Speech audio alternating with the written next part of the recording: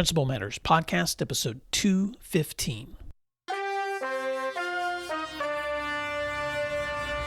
Hi, friends. This is Will Parker, host of Principal Matters, the School Leaders Podcast, where each week I bring you inspiring, innovative, and imaginative ideas for your own school leadership.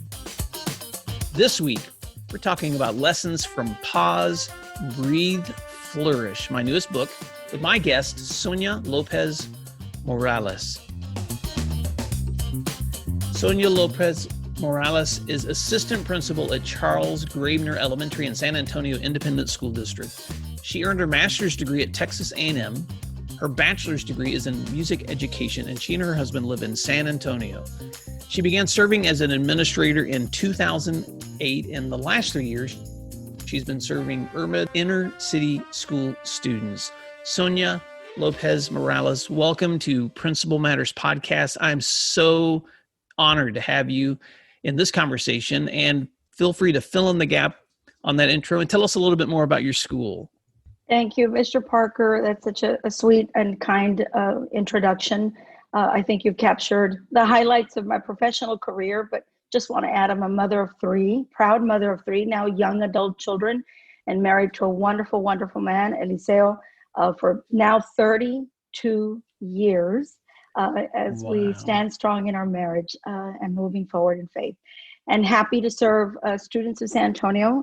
And Charles Graebner Elementary is a great campus. It's an amazing campus. It currently serves 660 students from pre-kinder all the way to fifth grade.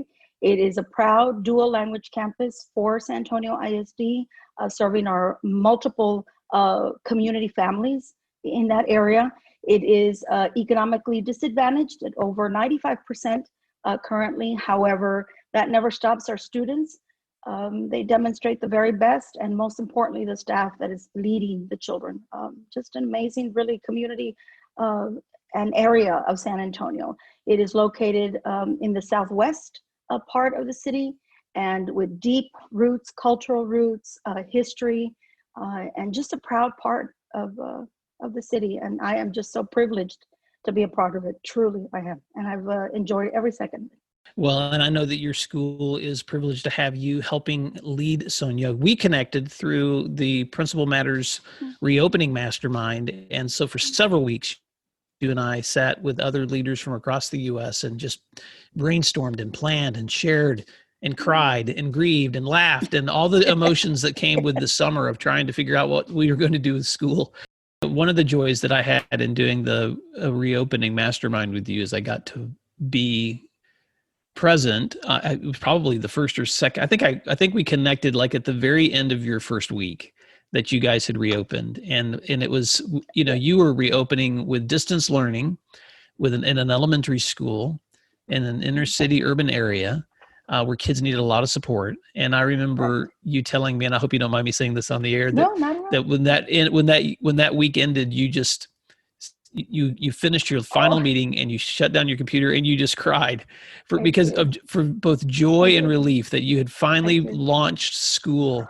And you said something to me in that conversation that was so meaningful. And you said to me that the most important thing that you wanted to make sure your teachers did in that very first week was do you remember what you said? Build relationships. Mm-hmm. Build them with your children, build them every day. Don't miss a day without making a connection with one student, just one, that walk. What are you going to walk away with? Because that's all that we have left at the end of the day is, again, that legacy that we build with students. Absolutely build a relationship and continue to build those. And they change. Those relationships change throughout the year, and some are reinforced, and some need to completely change over. But make a connection. Know that the children that you're listening to them, and that you're being real with them. Children don't want someone that is going to just say yes all the time. No, students don't want that. They want someone that is going to be authentic with them and always lead them.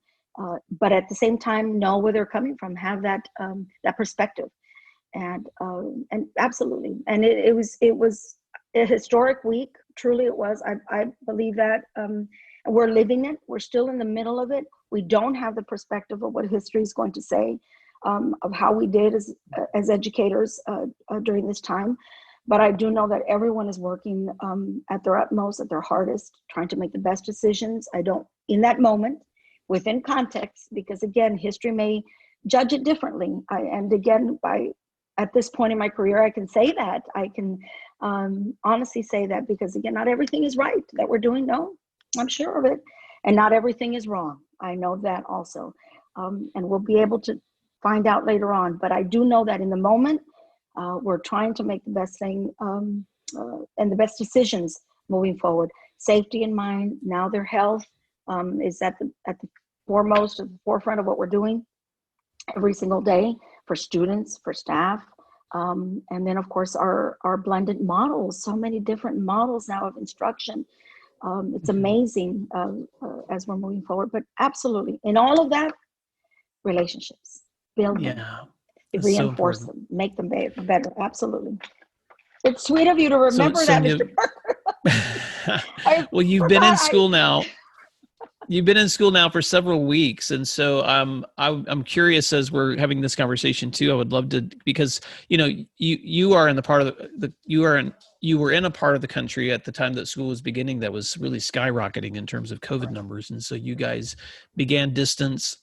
Give me an update. What does that look like? What's that looking like for you guys presently? Well, you're absolutely correct. Again, in August 17th was our opening date for our students, and we did again go distance learning. Again, all 100% of our student staff and remote learning in virtual environments, and very challenging yet very, very inspiring as well. As the city was again trying to build our metro health departments, again along with the mayor and our county leaders in conjunction with speaking with the districts, the larger districts in the city, again giving us health reports every day and providing those safety measures, consistently, messaging consistency in that. And so with that said, as September 8th, which was the target date from the very beginning for our schools to open and to receive 10% of our student body. That is what we were planning for in 3 weeks. So there were many conversations, many team meetings to get ready for that. What was that going to look like in each campus? What are the safety steps that are going to be taking place in each campus? And feedback. It has been continual feedback. What are we doing well? What do we need to, to tighten on? Transition points, arrival points, dismissal points. What is instruction looking like in the classroom? So that said, we opened with 10% on September 8th, and then we now have grown, thankfully and gratefully, and just every day. That's how we move forward on September 21st with approximately another 10% of students. So currently, Graebner right now is even higher than that at our campus. So we're very very aware that we want to make sure that we're meeting that metric, and of course raising it as we do at that campus. That's how we roll out there. So we're doing well, but it is a very cautious well that I say that because every moment of every day offers a different challenge. So that's where we're currently at, and every classroom again providing simultaneous instruction, virtual, and of course face-to-face instruction. So that also is a new world. It's just a brand new world at the elementary campus, from pre-kinder all the way to 5th grade. So some amazing things, really. But our metrics are looking much better in the city, and I say that again with hope, and that we all stay consistent with that. Well, congratulations, Sonia, because I know that you have worked so hard, and so have your staff, and so have your parents. It's just such an amazing time across the U.S. and the world, really. Yeah. And as I've spoken to leaders, even during this past week, so many of them have just expressed weariness. I'm so weary because I'm used to being able to plan and execute, and I'm so used to being able to anticipate and lay out a calendar, and then we do it. And so many leaders I'm talking to have said that this has been such a difficult time, because so many times we'll plan and then have to back up and replan, and then we'll have to plan again, and then we'll have to back up and replan. And so every it's day. ironic to me that I'm releasing a book called, it's ironic that I'm releasing a book right now called Pause, Breathe, and Flourish, when people are in a time when it's almost impossible to feel like you're pausing and breathing and flourishing. And so I wanted, yes, so as a practicing administrator, I wanted to just reflect on that with you in today's podcast too, which is like, how do you even find time to, for yourself? And what are some of the practices that Sonia uses to recharge her batteries during such difficult times? Timeliness. That part, it's hard. It is the most difficult thing, again, to do it during this time specifically. But if you are not disciplined with your time and your time management, if it wasn't before, or if that is a challenge area, and this is for any educator at this point, this time forces you. It will be your guide. That if you are not managing your time and allowing, again, for you to pause, to take that moment, to make sure that you're making your family connections, your personal connections, updating your playlists. I was just doing that last night. I said, I'm tired of that track. I'm tired of that. I'm downloading some more.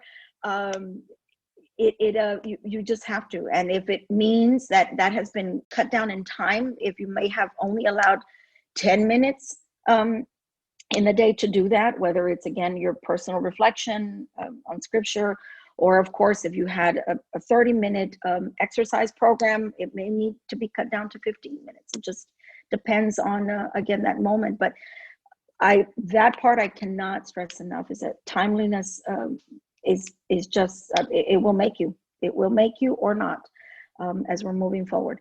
And that's one thing. Certainly keeping up with good reads. I know that's another part of the book that you were, that you encourage, and that's always a good practice in general. What is it that you're reading? Again, just so that you are able to bring some balance back to your life. But it's a challenge. It is an absolute challenge. And so I try to do that. We spoke this morning. You mentioned that you were drinking some coffee. And I said, well, I just run down the checklist. I drank the coffee, check. I've already answered that email, check. I've already read this, check. So that's my system. I have that running checklist going on in my head and on my phone, which is, I don't know if that's always a good thing, but on a daily basis. And do I get more check marks in than not?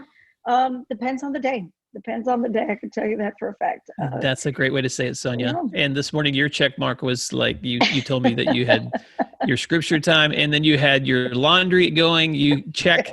And no, but that's such a good reminder that, and I know that leaders know this, that you never ever get to the end of your checklist. And if you do, you can celebrate, but more than likely you'll get more done with a checklist. And when you are focusing your time accordingly. And so I know people listening to our podcast are practicing administrators or aspiring leaders. And I know that they are committed to their schools and to their own self-growth.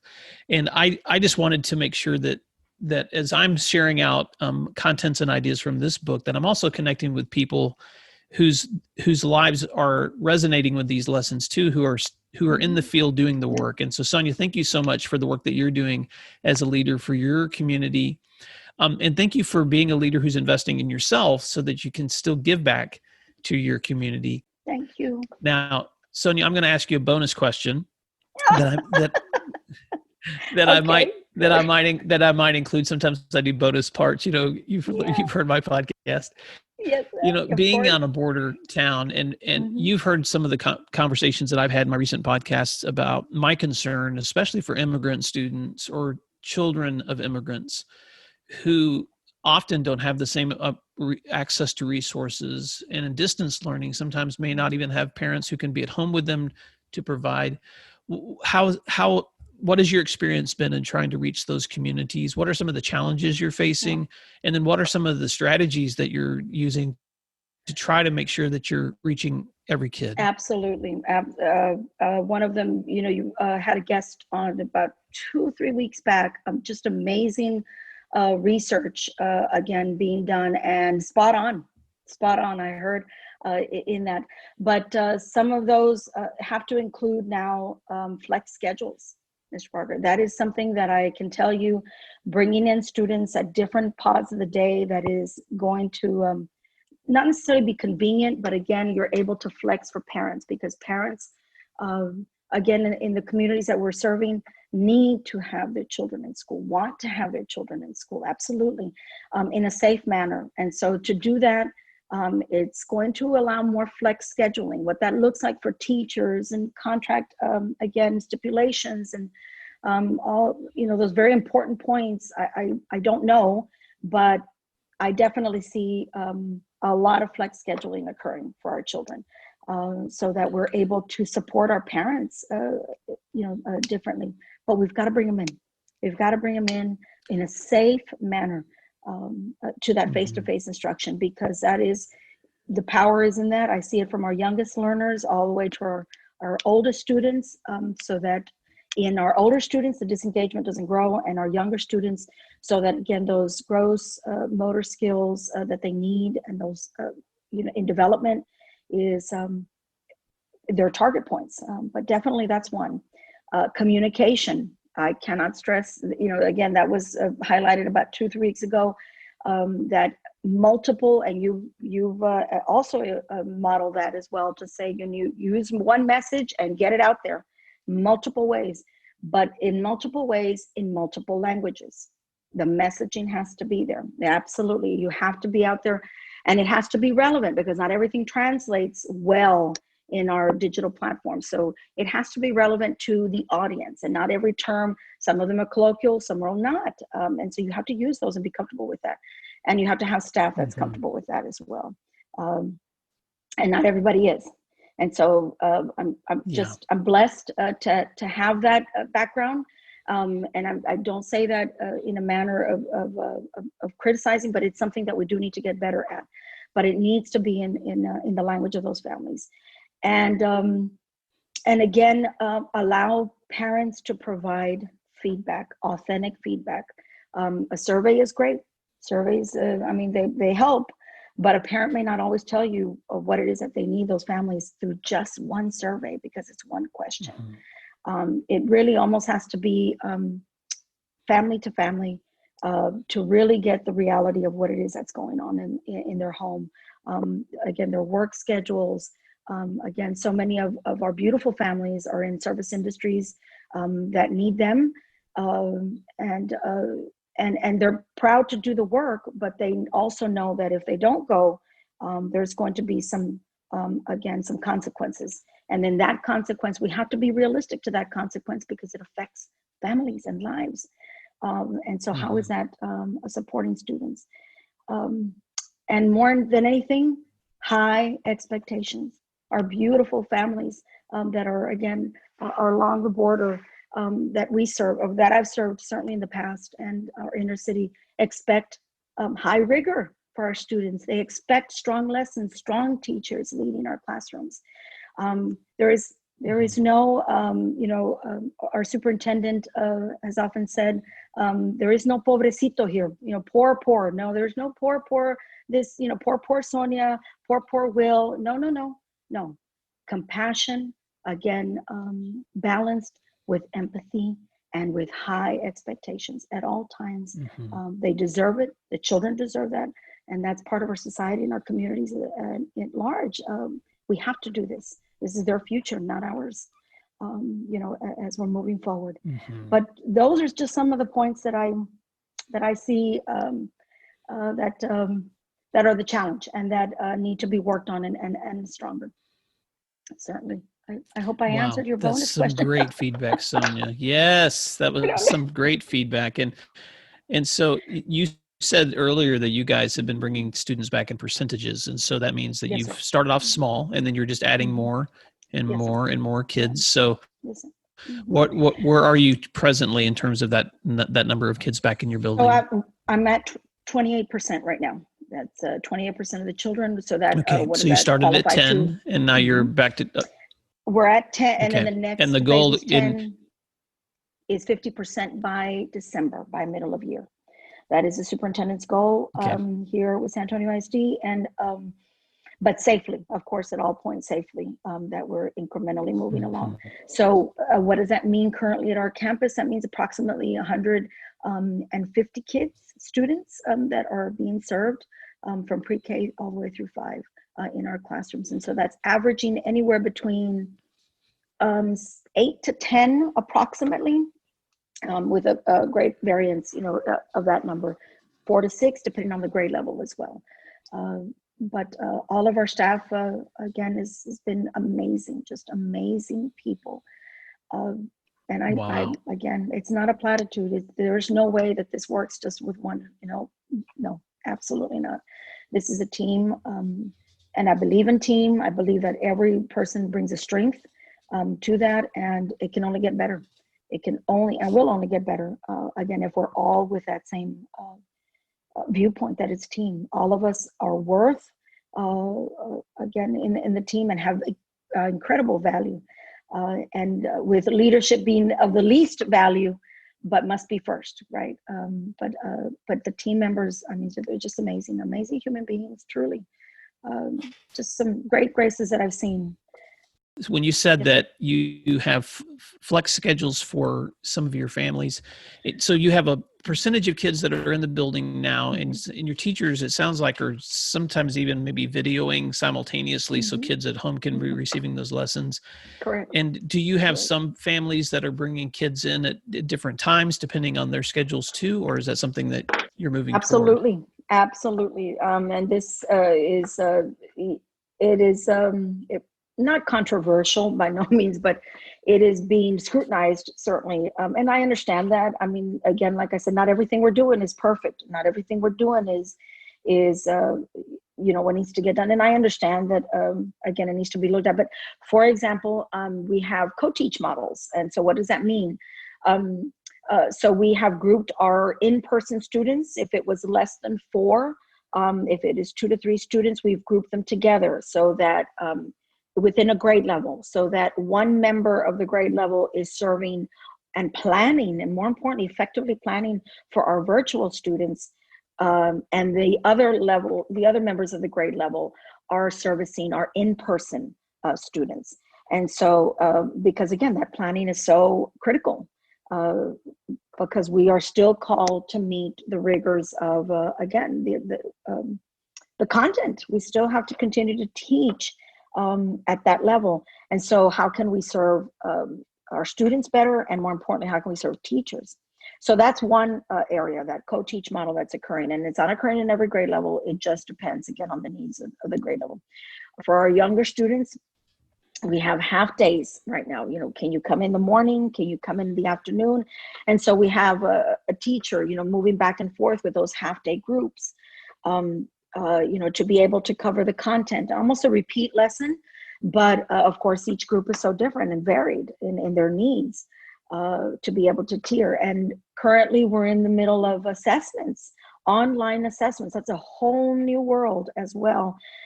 Again, to be able to apply, again, these diagnostics online, remotely, has offered a whole array of challenges. So we're going to look at that data with those eyes when that data begins to come through. And it's already coming through, and there's some, where I have to just kind of, toss my head to one side, go, I'm not sure about that, what is the effectiveness, and how are we going to meet that metric up with the next assessment, again, the next implementation of it. Is it going to be apples to apples, or is it going to be something different? So those are some of the things. But yes, we've had to adjust our specials. Oh my goodness, which is my area.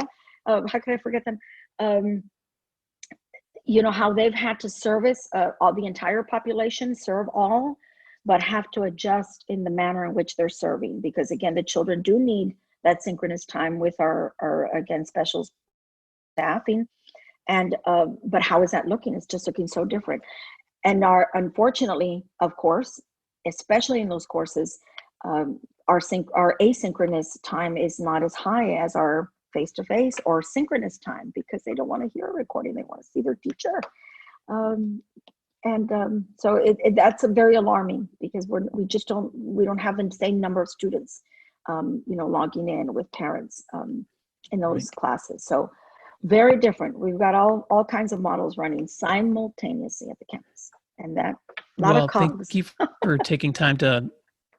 Well, thank you for taking time to unpack that, because I know that as I'm talking to other leaders, there are some leaders in places where there are really robust plans that the district has helped develop, and there's and then I'm talking to some people that are having to develop those themselves, and they may be struggling with some things that they haven't had answers for yet. And so you're actually doing some things that I think are creative and innovative in reaching, especially border communities with students who need flex options, parents who may need to bring their children in at times that aren't traditionally the beginning and end of normal school, teachers who are having to plan for both in-person and at home instruction, and then specific instructions to your special communities to make sure that they're getting the things that they need that answer their IEPs.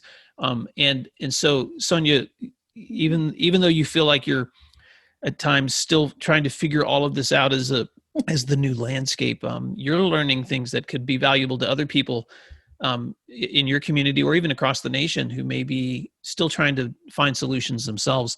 Is there a good contact if someone wanted to reach out to you with questions or feedback or some examples that might match and help their own community? How can people reach out to you? Yes, if I may be of any service to anyone in your audience, they can reach out to me at my personal address, which is morsol, MORSOL, at iCloud.com, or certainly at my school address. I'm happy to answer and support, again, anyone in any manner.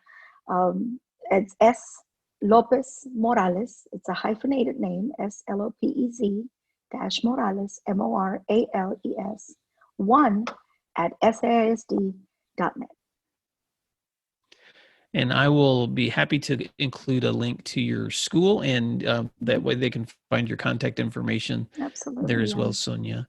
If I may, I certainly do want to send a hello and a respectful, my respect certainly to, again, our principal, Noemi Saldivar, who is leading our campus. Again, like I said, this is team effort, and I support her work certainly, and all of the teachers there. So I do want to thank her for her leadership, because again, the only way to flourish is when you're allowed to flourish and given that room to do so. So she certainly has provided that at this stage in my career, and to any of, again, my former principals at Laredo ISD, Elsa Flores or Diana Martinez, I thank them very much, because from everyone you learn. As I've led campuses as well, as principal, you learn from everybody. So I want to thank each one of them. Thank you very much. And I hope that some of that is able to help others. I'm so glad you said that. And I know that none of us leads alone. The teams that we're on reflect the work that we do. And so I'm so glad you gave those shout outs, and I'm happy to include that in the show. If you had any other thoughts or wisdom for listeners about why they may want to pick up a copy of Pause, Breathe, Flourish, I wanted to give you a chance to reflect on any other lessons that you wanted to share. The other part of the book was that I really appreciated the sources. You are very generous in your sourcing in the book, and that you offer so many redirections that I can definitely see. Part of what we had discussed is sharing that in a PLC with teachers and staff, and from the innovative ways again that teaching has changed, to, of course, relevant research that applies in the different areas of the book. I appreciate that very much, because it does lead you to another conversation. It will lead you to another view, and that's important. So if anything, I can, that the relevancy is, yes, it is a personal, it certainly is very personal, and through your stories, your anecdotes that you provide, it is a personal reflection. However, at the same time, it can offer a great source to be able to continue that pedagogy that we all need to always continue, that Stephen Covey has ever so implanted in all of us, sharpening that saw. You're always looking for something else. What is it that I'm missing? What's new? So I appreciate that as well, that you balance that in the book. that it's a simple read in your message, but not a simple read in its context, and it's rich in that. So I do appreciate that, and that's what my takeaways, and for all of your listeners, and I respectfully say that, Will, because again, it's a privilege to be here with you, and again, whether you're serving border communities, my proud border communities all up and down South Texas, or you're serving, again, outside of our great state, again, we're really more alike than not. We have more struggles and more things that are the same than not. And so all of my love and blessings to anyone that is listening, again, because this is hard work, but we're going to get through it. We are. And you're writing history. Don't forget it. Well, Sonia, thank you so much. I just value the connections that we've been able to make, and I'm so thankful that you listen to the show, and that you've now you become a friend. So thank you so much for all that you're doing. Please stay in contact. Yeah, please stay connected, and please don't ever hesitate when you get an update to shoot me back a hello and let me know what's going on. And I'm leading a new mastermind on the same nights that we were doing ours on Thursday nights. We have about 7 people in there right now, and we're going through this book. And so that's kind of the study. And so it's been a lot of fun. It's always probably one of my favorite moments of the whole week is getting to meet with like-minded leaders. So, well, I hope you have a fantastic Saturday. You've got me motivated to do my laundry now. Make sure you use Oxy. You can't do anything else without Oxy. I'm not endorsing any product. I'm just saying you got to have that, motion going on there. So listen, I appreciate your work. And Tide with the Oxy. Just don't get any of the perfume stuff because that doesn't help. And don't put anything in your dryer because that doesn't help either. No. Just, it's all, a dye-free and fragrance-free. But I just want to thank you. Really, again, the podcast has come at a time in my career as a listener that, again, we all have so much more to go, so much more to learn in so many different ways. And so I thank you. But more importantly, I thank you for your guiding hand that is and that is both pragmatic and compassionate. And I appreciate that. In a space that is, again, safe and open. But I love the different viewpoints that you bring. So thank you. Thank you for your work because it does matter to me. Thanks, Sonia. Yeah. You made my day. Oh, all right, my friend. Have a good one. I'll talk to you soon. Yeah. Bye-bye. Que lo pase bien. Igualmente, maestro. Igualmente. If you'd like other free resources like this one, you can check out all my posts at williamdparker.com.